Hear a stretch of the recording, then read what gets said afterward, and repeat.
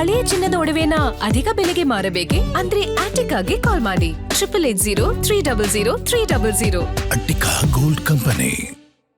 ಬಹುಶಃ call record ಆಗ್ಲಿಕ್ಕಿಲ್ಲ, ಆದ್ರೆ ಕಾಲ್ ಮಾಡಿರೋ ಡೀಟೇಲ್ಸ್ ಸಿಗುತ್ತೆ ವಾಟ್ಸ್ಆಪ್. ಆದ್ರೆ ಹೇಳಿದ್ರು ಅವಿನಾಶ್ ಸರ್, ಈಗ ತುಂಬಾ ಪರ್ಟಿಕ್ಯುಲರ್ ಆಗಿ ಈ ತರದ ಕ್ರೈಮ್ ಇನ್ಸಿಡೆಂಟ್ಗಳು ನಡೆದಾಗ ಒಂದ್ ಯಾವ್ದೋ ಕೇಸಲ್ಲಿ ನೋಡ್ತಾ ಇದ್ವಿ ಸರ್, ಈಗ ಆಪಲ್ ಐಫೋನ್ ಎಲ್ಲ ಸಖತ್ ಸೇಫ್ಟಿ, ಹಂಗಾಗಿ ಅದ್ರ ಸೀಕ್ರೆಟ್ ಬಿಟ್ಕೊಡ್ಲಿಲ್ಲ, ಎಂತ ಕ್ರೈಮ್ ಆದ್ರೂ ಕೂಡ ಅದರ ಒಂದಷ್ಟು ಡೀಟೇಲ್ಸ್ ಅನ್ನ ಕೊಡ್ಲೇ ಇಲ್ಲ ಒಂದು ಕೇಸ್ಗೆ ಸಂಬಂಧಪಟ್ಟಂತೆ ಅಂತ ಕೇಳಿದ್ವಿ.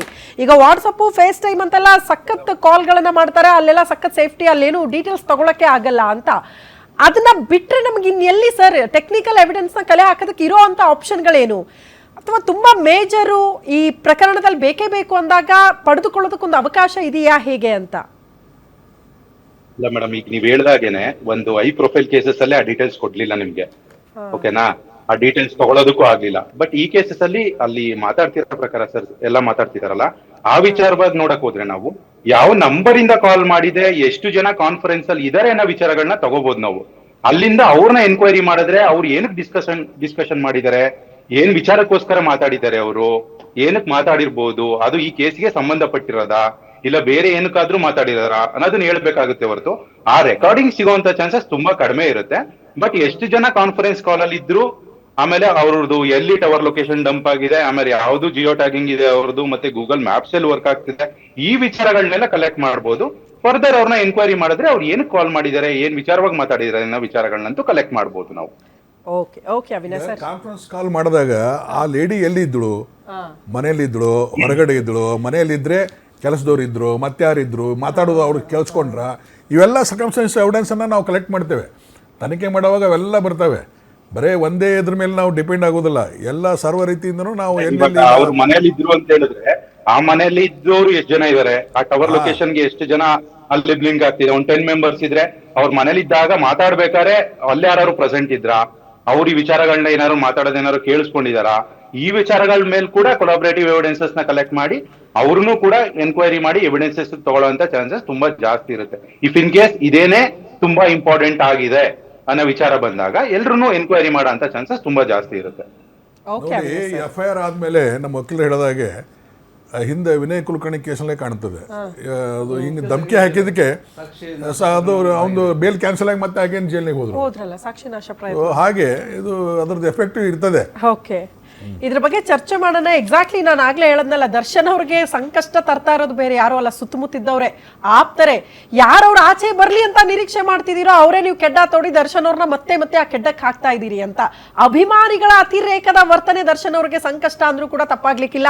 ಈ ಸಾಕ್ಷಿನಾಶದ ಪ್ರಯತ್ನ, ಬೆದರಿಕೆ, ಈ ಎಲ್ಲಾ ವಿಚಾರಗಳು ಅಗೇನ್ ದರ್ಶನ್ ಅವರ ಪಾಲಿಗೆ ಮುಳುವಾಗುತ್ತೆ ಅಂತ ಎಕ್ಸ್ಪರ್ಟ್ ಹೇಳ್ತಾ ಇರೋದು. ಮಂಜುನಾಥ್, ಐ ಥಿಂಕ್ ನೆನಪಿದೆಯೋ ಇಲ್ಲೋ, ಇಡೀ ಪ್ರಕರಣ ಆದಾಗ ಚಾರ್ಜ್ ಶೀಟ್ ಸಲ್ಲಿಕೆ ಮಾಡಿದಾಗ ಪೊಲೀಸರು ಚಾರ್ಜ್ ಶೀಟ್ ನಲ್ಲಿ ಇರುವ ಅಂಶಗಳನ್ನ ಕೂಡ ನೀವು ಬಹಿರಂಗವಾಗಿ ಹೇಳಂಗಿಲ್ಲ ಅಂತಷ್ಟೇ ತಂದಿದ್ದು, ಅಂದ್ರೆ ಆ ವಿಚಾರಗಳನ್ನ ಪ್ರಸ್ತಾಪ ಮಾಡಂಗಿಲ್ಲ ನೀವು ಅಂತ.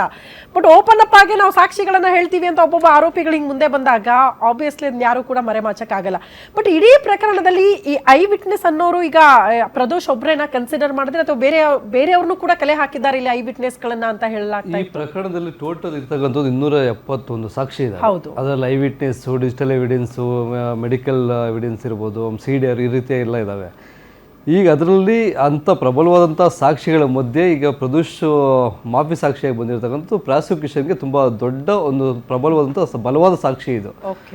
ಈಗ ಆತನೇ ಎಲ್ಲ ನಾನು ಆಗಲೇ ಹೇಳಿದಾಗ 11 ಪೇಜಲ್ಲಿ ಇಡೀ ಪ್ರಕರಣಕ್ಕೆ ಸಂಬಂಧಪಟ್ಟಂತೆ ಏನಿತ್ತು ಅನ್ನೋದನ್ನು ಈಗ ನಾವು ಆಡು ಭಾಷೆಯಲ್ಲಿ ಮಾತಾಡ್ಬೇಕು. ಐ ವಿಟ್ನೆಸ್ಗಿಂತ ಐ ವಿಟ್ನೆಸ್ ಇರೋದು, ಯಾಕಂತಂದರೆ ಅವನು ಖುದ್ದಾಗಿ ಈ ಕ್ರೈಮಲ್ಲಿ ಇನ್ವಾಲ್ವ್ಮೆಂಟ್ ಆಗಿದ್ದಾನೆ.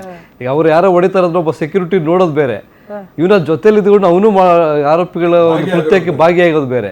ಈಗ ಪಟ್ಟಣಗೆರೆ ಶೆಡ್ಡು ಇವರು ಬರ್ತಾ ಇದ್ರು ಹೋಗ್ತಾ ಇದ್ರು, ಅವ್ರು ನೋಡ್ತಾ ಇದ್ದ ಡೈಲಿ. ಆ ಸೆಕ್ಯೂರಿಟಿ ಇವ್ರು ಯಾವಾಗಲೂ ಬರೋದು ಹೋಗೋದು ಮಾತ್ರ ನೋಡ್ತಾ ಇದ್ದ. ಮೊನ್ನೆ ಯಾರೋ ಒಬ್ಬನ ಇಟ್ಕೊಂಡು ಹೊಡೆದ್ರು, ಯಾವಾಗ ರೇಣುಕಾ ಸ್ವಾಮಿನ ಜೂನ್ 8ನೇ ತಾರೀಕು, ಅದನ್ನ ಮಾತ್ರ ನೋಡಿರ್ತಾನೆ. ಆದರೆ ಪ್ರದೋಷ್ ಇದೆಲ್ಲ ಇನ್ವಾಲ್ವ್ಮೆಂಟ್ ಆಗಿದ್ದಾನಲ್ಲ, ಅವನಿಗೆ ಪ್ರತಿಯೊಂದು ಸೆಕೆಂಡ್ಸು ನೆನಪಿರ್ತದೆ.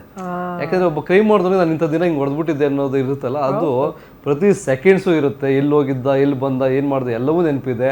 ಜೊತೆಗೆ ದುಡ್ಡು ತಗೊಂಬಂದು ಸಾಕ್ಷಿ ನಾಶಪಡಿಸೋದಕ್ಕೆ ಪ್ರಮುಖವಾದಂಥ ಪಾತ್ರ, ಇವೆಲ್ಲವನ್ನ ಒಪ್ಕೊಂಡಿದ್ದಾನೆ. ಜೊತೆಗೆ ಅವನ ಪಾತ್ರನೂ ಹೇಳ್ಕೊಂಡಿದ್ದಾನೆ.